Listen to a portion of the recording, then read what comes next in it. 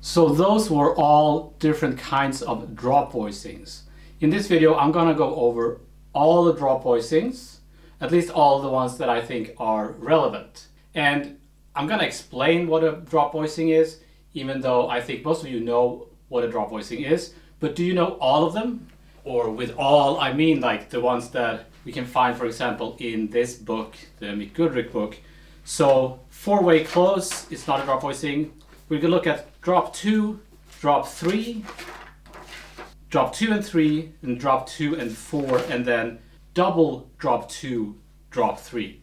So we're gonna look at all those for a C major 7 chord at least, and I'm gonna give you 4 different exercises that you can use to practice all these drop voicings. And I'll save the last one for later in the video. It's a really nice one, like Mikko inspired exercise. I think you like it. So before I explain what a drop voicing is, we need to play the non-drop voicing, like a regular 4-part chord. So what we're talking about is 4-part chords. So for C major 7. So now this is not a drop voicing, this is a closed voicing. So those are the 4 notes that create C major 7. The root, the 3rd, the 5th, and the 7th.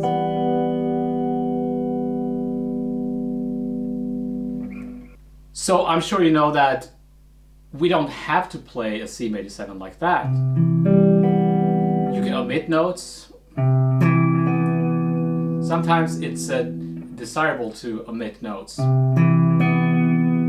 I can double notes. Or I can do that even.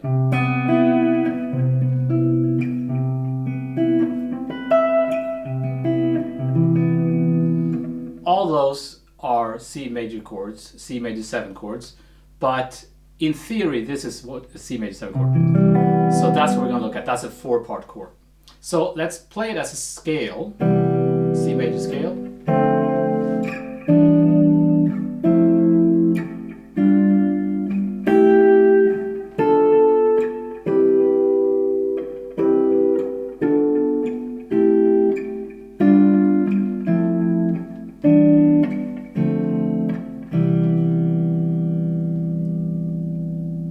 That's the first exercise. So you want to do that on different set of strings. If we do it on the top set of strings, the lowest voicing we can find is F major 7. Then G7, A minor 7. They're a little bit stretchy, so be careful. Warm up before you do this. And here's the C major 7.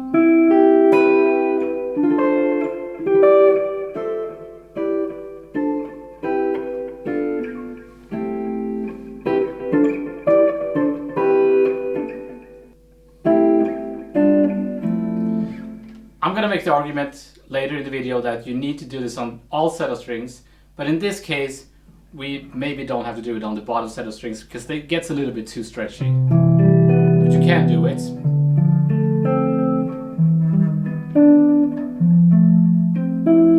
But don't hurt yourself. So that was the first exercise. The second exercise is to play the inversions. What is an inversion, you might ask? Well, so first I want you to think of these as voices, right? Rather than a chord shape. So it's a bass and a tenor, alto, and soprano. So we're just gonna switch the voices.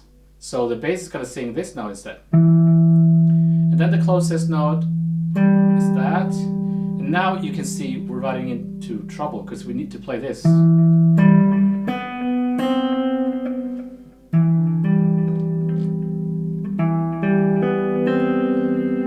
So it's not very user-friendly, or it's not guitar-friendly. I mean, if you're have big hands, you can probably do it, but I really don't want you to do this because this is where you can actually hurt yourself. Well, in this case, we can actually play this chord if we just rearrange the note. That's a great sound, by the way. But it only works for C major 7 in this case, right?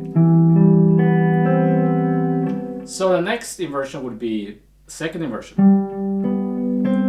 Now this one is actually playable.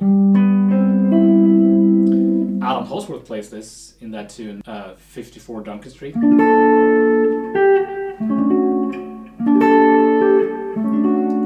Also in that Bill Evans guitar book by Sid Jacobs, he uses this chord. Now this is an amazing sound. So I might do that, use that voicing when I'm playing. You can actually play it like this.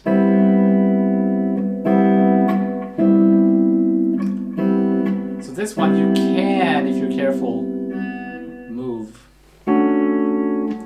Right, so by exploring these inversions, you can find interesting sounds. I encourage you to explore them, even if you can't play them. You can still think of them, visualize them, because that's where we're going to derive all the drop voices from. So we need to kind of be aware, at least, of how these shapes work. The third inversion is going to be this. Again, it's not playable. I mean, you could do this, I guess.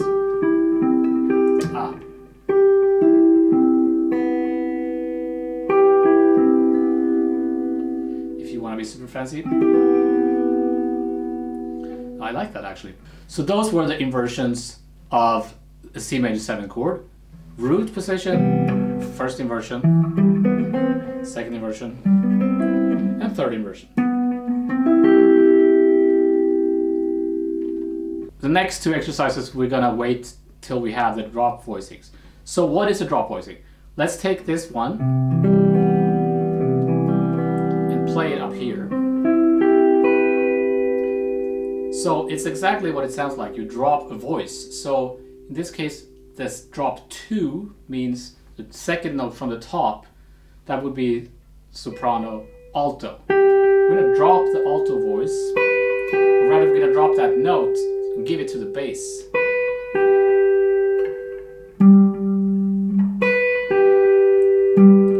And keep the other two notes. But it's better to play it like that. Now this is a drop 2. And there's a trick if you want to make sure that you're doing it right, because we had this.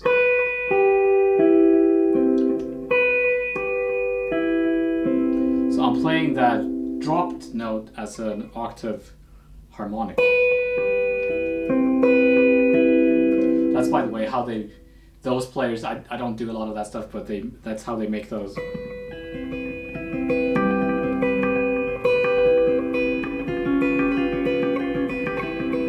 Those kinds of effects, I'm not really good at that stuff. So here's the drop 2 voicing. Now here's where some people get confused. Since we dropped the voice, this is no longer root position.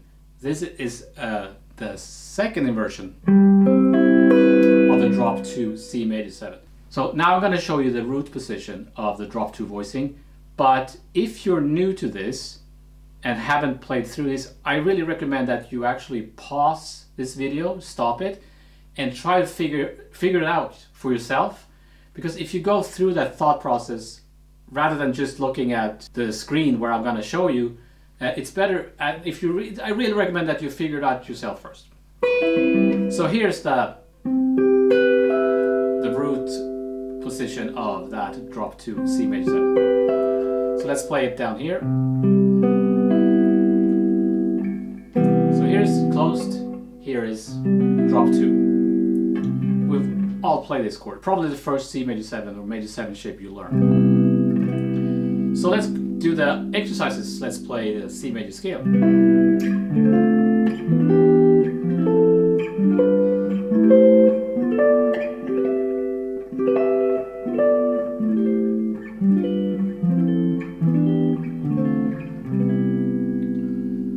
And we do it on the other set of strings, and on the top set of strings, the lowest chord we can find is D minor 7.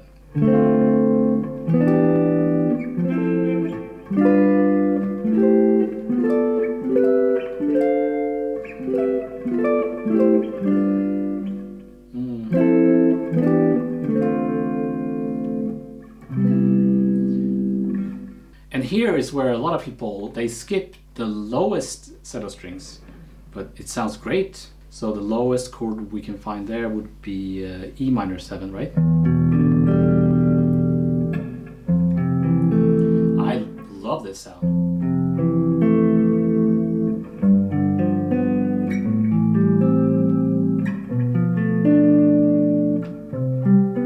There it is again.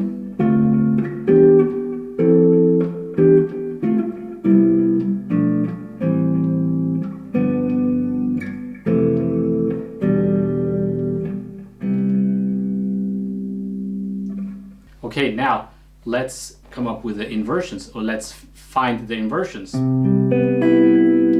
So the bottom note, go up a step to the closest note from above. Not sure how to explain it.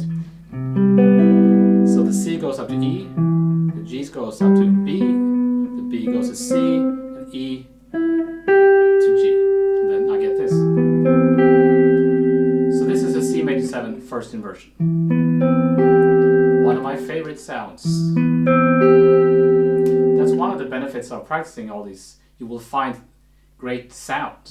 So I want you to pay attention to what they sound like when you're practicing. Don't just go through them like finger exercises, but think about what they actually sound.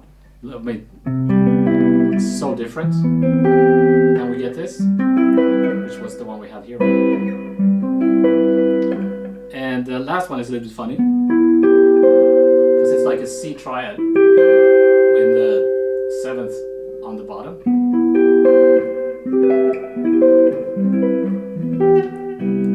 Some books suggest that you should omit or don't use this voicing for reasons I'm going to explain later, but I like it.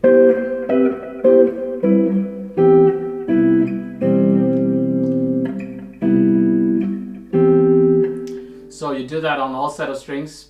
Let's do it on the lowest set of strings.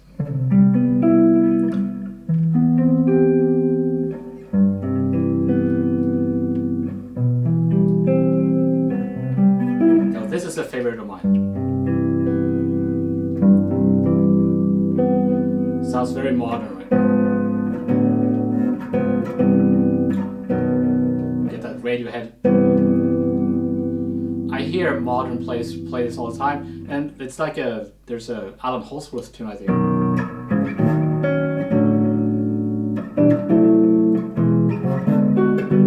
Is it Letter from Marquise or something like that? I'm not sure. People are gonna kill me in the comment section. So the next exercise we can do is from this book, or one of the cycles from this book. With cycle means taking the 7 notes from C major and go through them in some kind of symmetrical pattern. So for example, this could be a cycle, but this could also be a cycle.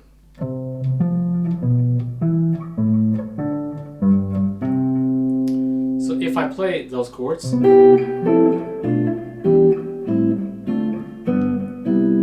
that's what a beginner would do, right? So we're gonna use voice leading. So if I start with this chord, and then I go to the F major 7, but the closest drop 2, then we have B minor 755, E minor, A minor.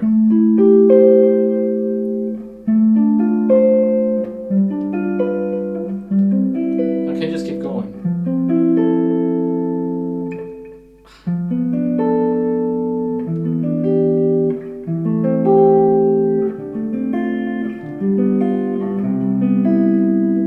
Then I'm back, right?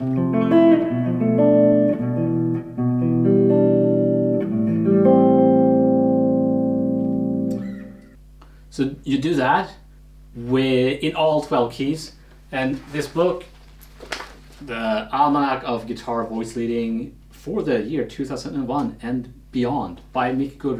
I've covered this book before. There's a whole bunch of cycles like that, and he'll do that with all the drop voicings in major scales, and the same thing also with melodic minor and harmonic minor, but also we need to limit ourselves so that the video doesn't go on forever. I can't cover everything. So that's the third exercise, and the fourth exercise I'll save to the end.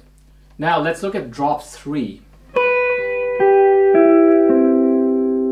So the third voice is tenor.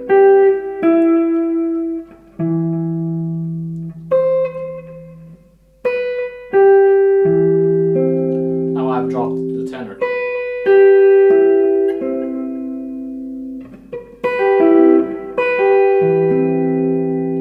This is also one of my favorites,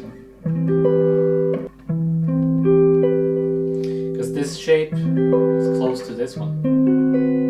This.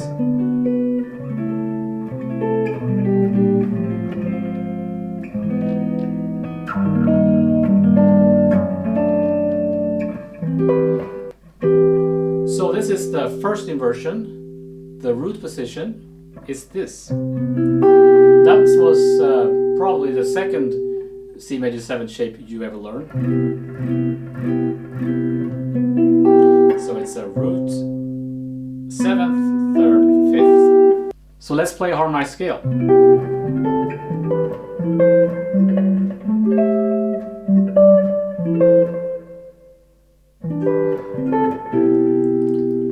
And on the different set of strings, here we only have one option, right?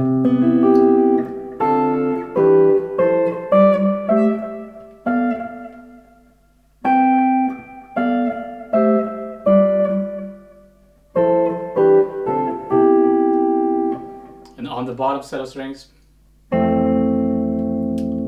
also E minor is actually the first.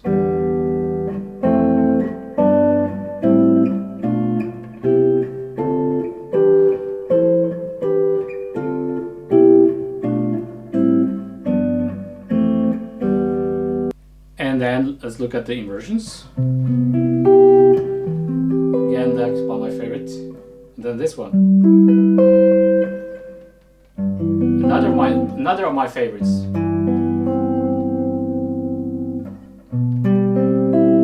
This is also a little bit weird.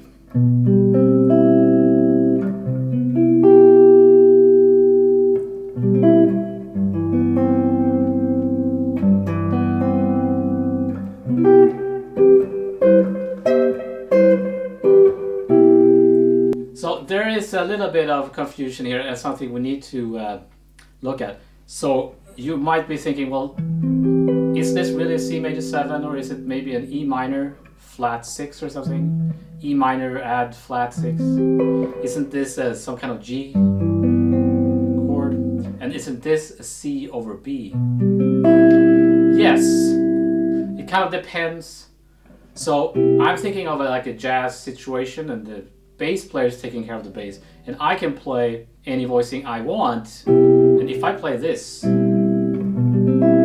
and the bass is playing a C an octave lower, it's gonna clash. But if I'm comping somebody and this is the chord, and instead of playing this, it might sound like, whoa, what is this? We also have to remember that this is actually arranging for big band. It's where this is coming from. Drop 2 is a big band arranging technique, as far as I understand. And there are all these rules. You want to avoid, for example, this interval.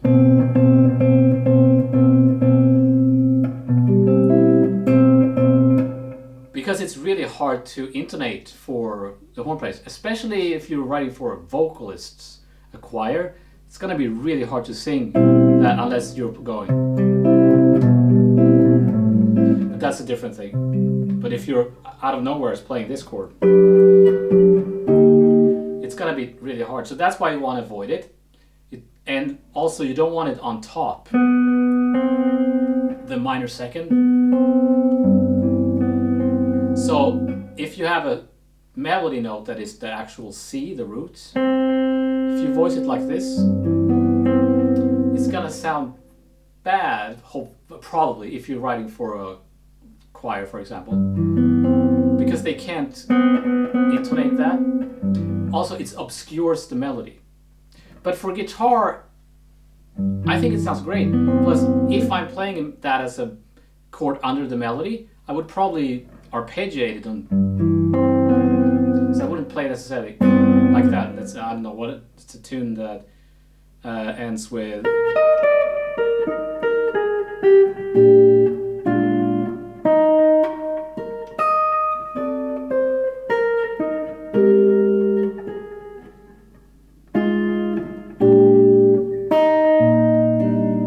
So I'm playing the melody note first and then I'm adding the chord. So that's one of the reasons why we work on this. You want to be aware of the melody note, the top note. I get all these options, I can play different chords under it. So that would be kind of a weird one.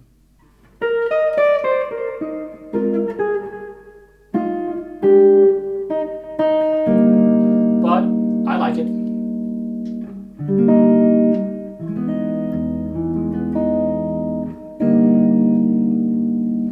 So let's do the cycle, the Mikko cycle. F major, B, minor 7 flat 5, E minor,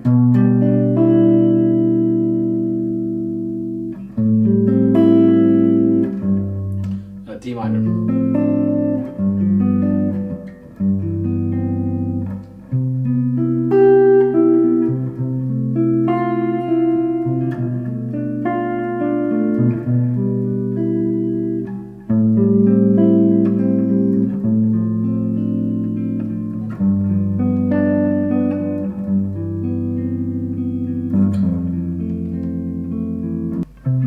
Maybe I should explain that a little bit better. So for example, this chord is C major. If you want this exact voicing, you could write F major over C, F major slash C, E minor slash B. But you don't really have to, right? Or if you really want a specific voicing, you would write it out, to write out the exact voicing.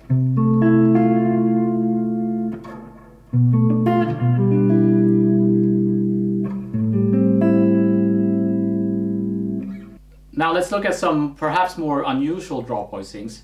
Drop 2 and 3.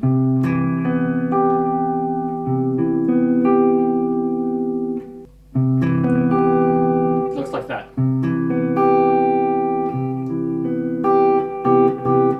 So here I'm using some kind of hybrid picking.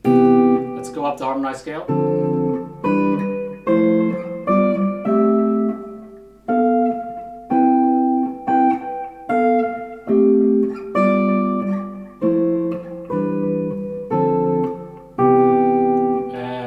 Do it on another set of strings.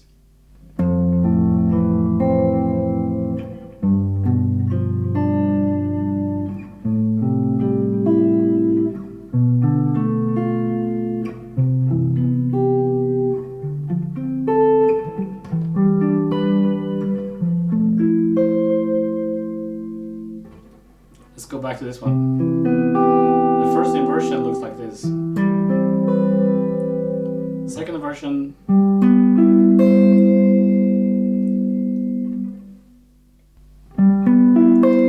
And the last one is really nice. Unfortunately, it's really hard to grab, but it's super nice. It's one of my favorite sounds, but it's just so hard to reach. What a great chord.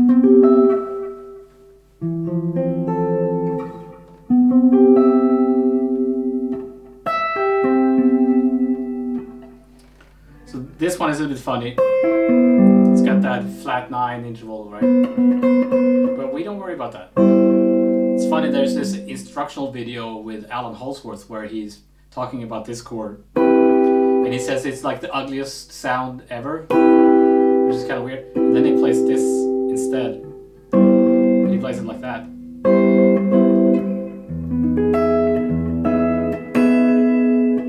So in his world, this sound is terrible, and this sound is great. I don't know. I think both are valid in different situations. Well, one of the things that might happen to you is if somebody says, okay, play me an E major 7 chord, which is a pretty primitive chord, and you'd say, if you haven't been playing very long, you might just play... But that's a really ugly, disgusting, dissonant sounding chord to me. So you could play another inversion of that, say, which sounds a whole lot nicer. Let's look at another one, drop 2 and 4. This... It's an interesting one because it's a 5th and a 5th. Also one favorite of mine. Especially this one, F, because you can add open string.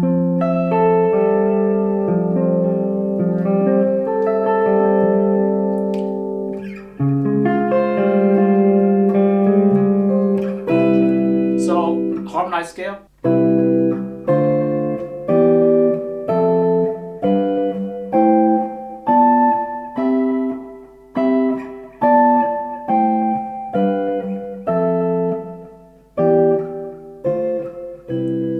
Remember, you do this in all 12 keys, and then also with harmonic melodic minor. Like harmonic minor would sound like this.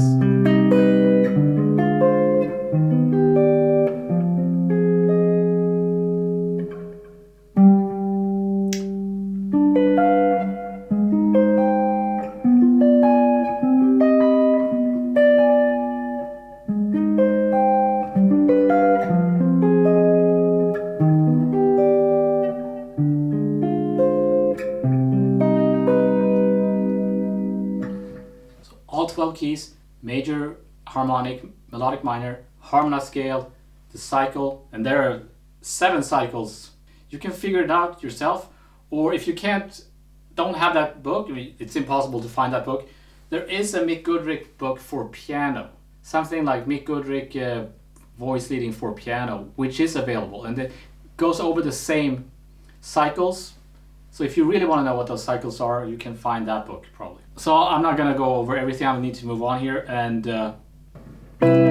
yeah, the inversions. I don't use this too often. It's also nice to notice that there's a open triad on the bottom. And then we have this. This one is really nice. Another favorite of mine. So you want to, again, pay attention to these and see which one you like and what they actually sound like.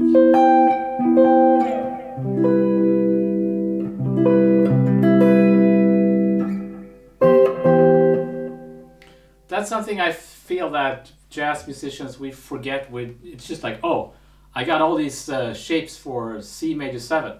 But for me, I'm coming from a world where I used to play a lot of, pop stuff. And those producers, they would never agree that this is the same thing as that. To them, they would be totally different. Because it sounds completely different. Or if I play it here or here, it sounds different. And that's the kind of details that they pay attention to, pop producers that I've worked with. But we kind of forget, we get so involved with the theory and stuff that we forget to actually listen.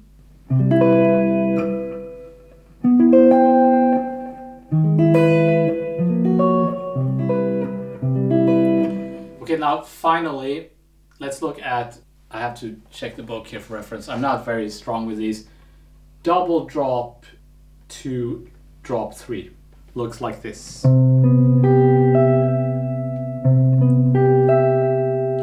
These are going to be a little bit hard to play, so you might want to play them like this.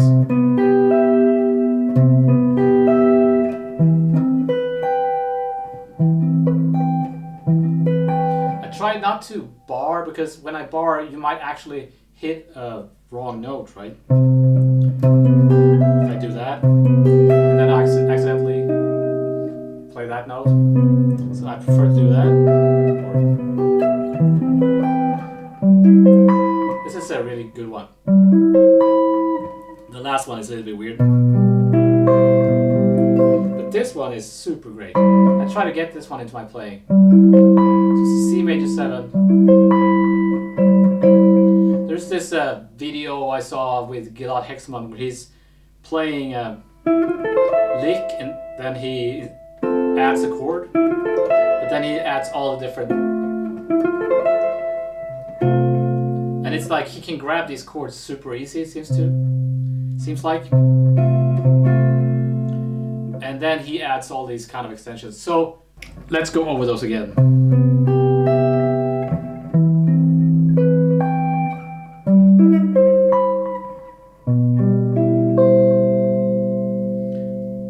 There are different ways you can play them.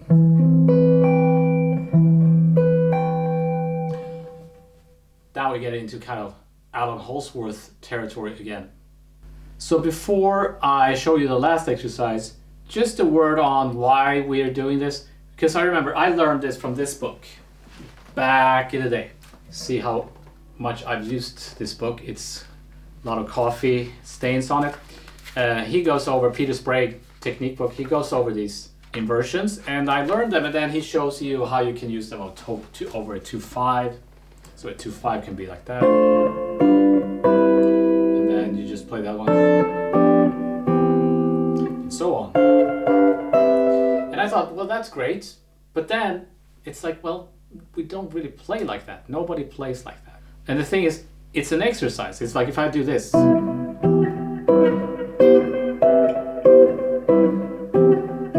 that's an exercise. Well, it's a technique exercise, like learning new shapes. It's an ear training exercise, learning how to recognize these different sounds. But above all, it's an understanding of harmony. I'm becoming aware of each voice, where it's going, and where the notes are, and where they're going. So it's kind of like your vocalist practicing, you know, like la la la la la la la, but they don't sing like that, you know, but you practice it. So we go. So that now I know that I have all those options. Those are all C major 7. Then you can use more interesting sounds. So you can change it around. I don't have to play the same chord all the time. Let's say I have a G, and it's a major 7 chord. So it's E flat major 7, the third in the melody. And I want to voice it with a chord, and I'm playing this. Might be a little bit overused, right? Like, so, but sometimes it's the perfect choice. I mean, I love this chord. It's that Marvin Gaye chord. So let's say I'm playing, you know,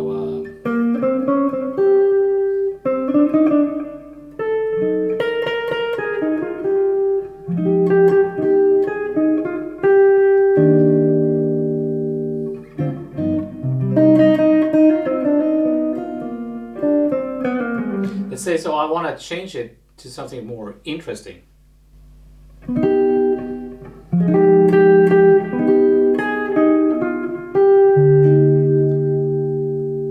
That's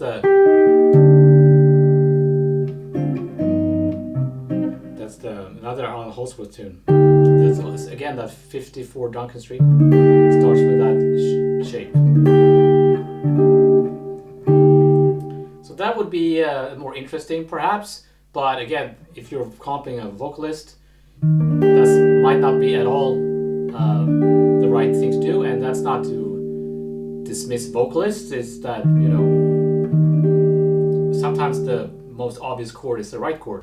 Remember also that a C major 7 is also an A minor 9, right? This chord is A minor 9. That means that all those C major 7 could work as an A minor 9, more or less. If I play it down here, it's not going to sound like an A minor 9, but I could maybe play this. That's an A minor 9.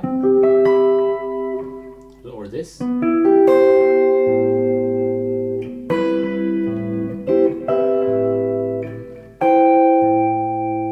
Once you master these chords, you can change things. You can, for example, if you know this chord. So it's very common to drop the third to a 9, to a ninth. You get this kind of chord, right? Or you get this chord. That means I can do the same with all the drop voicings.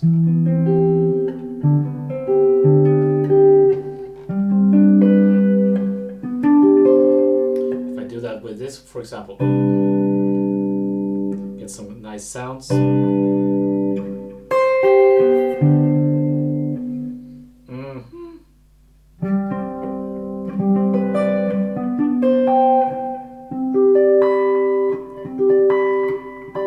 But that's another lesson, right? But again, if you know these voicings really well, then you can tweak one of them. That means you can tweak all of them. So again, it's a question of understanding the theory and knowing where everything is on this fretboard. That's why we're doing this. It's not that you're gonna go to a gig and go, right? So now the last exercise is a really fun one. There's two ways you can do it. You can pick a note, a top note, E in this case, and I find, let's take the drop 2 under that note, and all of the should be 4 chords, right? Because there are four inversions, or a root and 3 inversions. So it could be that, C major, it could be this, A major, it could be F major, and it could be E major. So I could do this.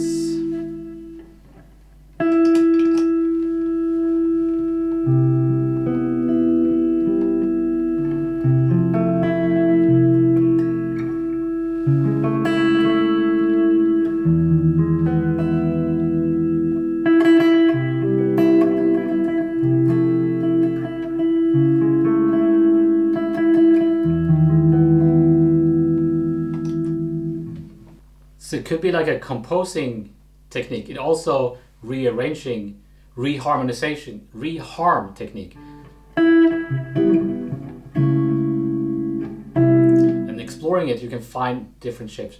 Remember that we're only looking at major 7 chords. You should all do this with all the other chord types as well. A lot of work.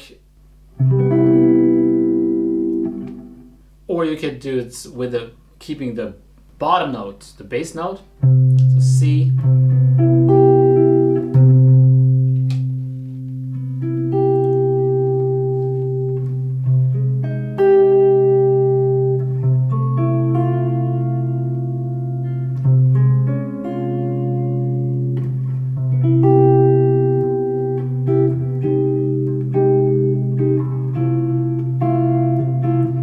That could be an intro to a tune.